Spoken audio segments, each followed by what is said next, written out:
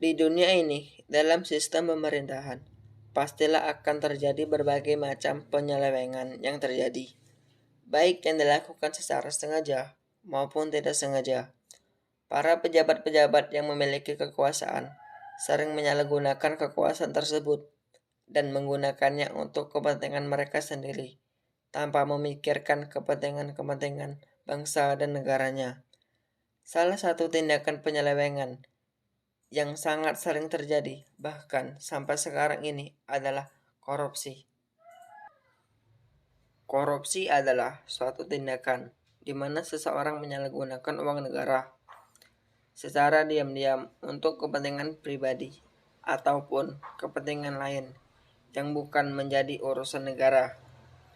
Hal itu, jika semakin marak terjadi, maka akan berdampak sangat besar bagi negara, dan hal itu akan membuat negara tersebut terganggu dalam bidang ekonominya. Jika ekonomi terganggu, maka kehidupan negara tersebut juga akan terancam bahaya. Banyak negara-negara di dunia ini yang mengalami penyelewengan tindakan korupsi. Salah satunya adalah negara kita, Indonesia. Di Indonesia, korupsi adalah hal yang sangat marak terjadi di pemerintahan. Hal tersebut terjadi karena banyak faktor. Salah satunya yaitu rendahnya kekuatan iman yang dimiliki pejabat. Pejabat harus memiliki iman yang kuat agar tidak mudah terpengaruh oleh sesuatu yang menggiurkan. Walaupun sudah didirikan KPK untuk memberantas korupsi, hal itu tidaklah cukup untuk menghilangkan korupsi di Indonesia. Pemerintah harus lebih tegas terhadap pelanggaran-pelanggaran yang terjadi agar hal-hal buruk tidak akan terjadi pada Indonesia. Indonesia mempunyai suatu sumber dan pandangan yang harus digunakan sebagai pedoman dalam melakukan segala sesuatu, yaitu Pancasila. Pancasila merupakan ideologi dasar dalam kehidupan bagi negara Indonesia. Bukan hanya sebuah ideologi, tetapi Pancasila merupakan prinsip yang harus dimiliki oleh setiap warga negara Indonesia.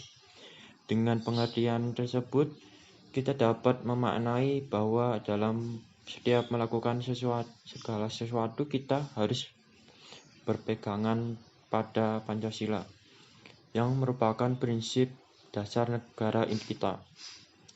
Jika kita tidak melakukan sesuatu kegiatan dengan berdasarkan Pancasila, maka kehidupan antar masyarakat akan terjalin dengan sangat baik. Begitu juga dengan pemerintahan.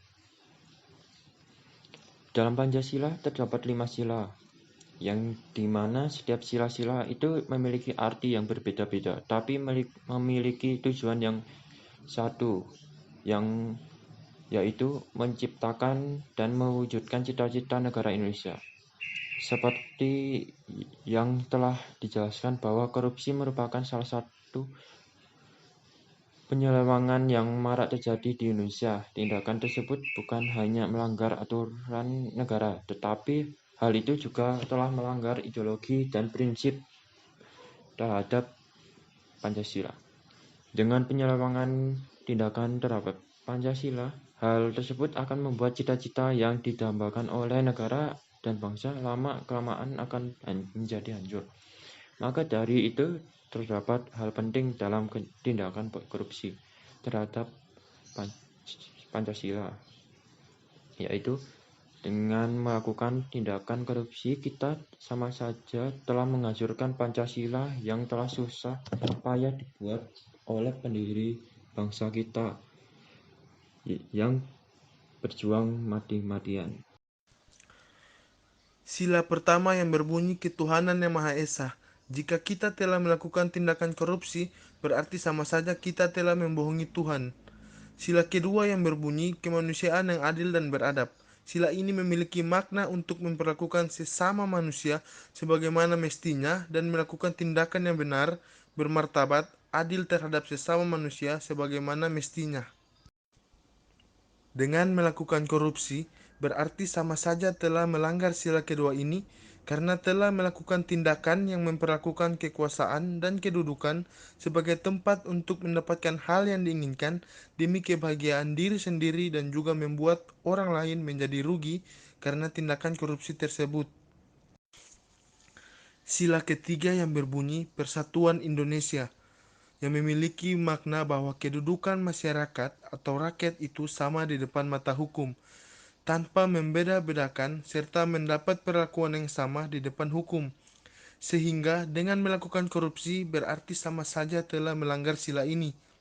Korupsi merupakan tindakan yang dapat menghilangkan kepercayaan masyarakat, sehingga hal tersebut akan membuat rakyat merasa menjadi terintimidasi dan tidak peduli lagi terhadap tindakan yang dilakukan oleh pemerintah.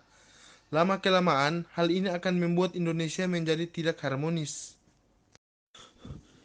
Sila keempat yang berbunyi, kerakyatan yang dipimpin oleh hikmat kebijaksanaan dalam permusyawaratan perwakilan. Dengan melakukan tindakan korupsi, berarti kita juga telah melanggar sila keempat ini, karena sila ini mengandung makna untuk bermusyawarah dalam melakukan dan menentukan segala sesuatu agar tercapainya keputusan bersama yang berdampak baik bagi Indonesia.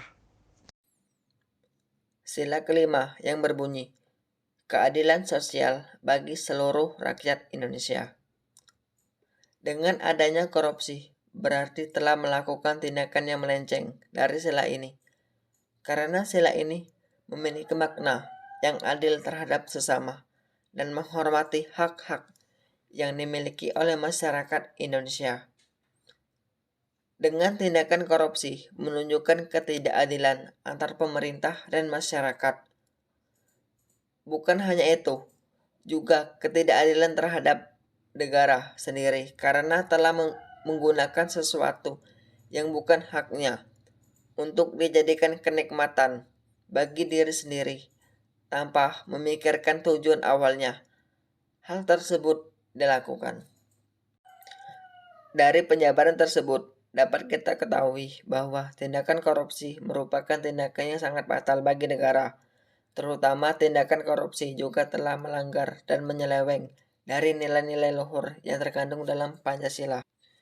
Dengan menyelewengnya tindakan korupsi terhadap nilai-nilai luhur Pancasila, itu menyebabkan kondisi negara kita semakin bertambah buruk dan banyaknya terjadi kegaduhan-kegaduhan yang sangat parah.